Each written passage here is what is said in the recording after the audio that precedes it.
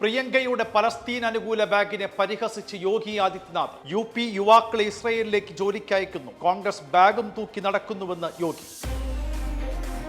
ഒരു രാജ്യം ഒരു തെരഞ്ഞെടുപ്പ് ബിൽ ലോക്സഭയിൽ പിന്തുണച്ച് 269 അംഗങ്ങൾ, എതിർത്ത് 198 പേർ. ഭരണഘടനാ വിരുദ്ധമെന്ന് പ്രതിപക്ഷം. JPCയുടെ പരിഗണനയ്ക്ക് വിടുമെന്ന് നിയമമന്ത്രി അർജുൻ റാം മേഘ്വാൾ.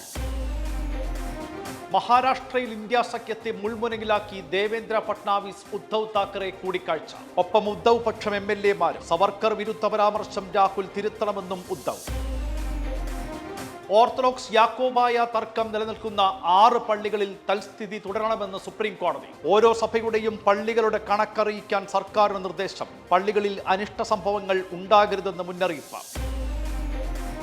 ഓപ്പൺ AI അവതരിപ്പിച്ച സോറ ടർബോയ്ക്ക് മറുപടിയുമായി ഗൂഗിൾ. വീഡിയോ ജനറേറ്റിംഗ് മോഡലായ വിയോയുടെ 2ാം പതിപ്പ് പുറത്തിറക്കി. 4K റെസല്യൂഷനിൽ വീഡിയോകൾ നിർമ്മിക്കാം.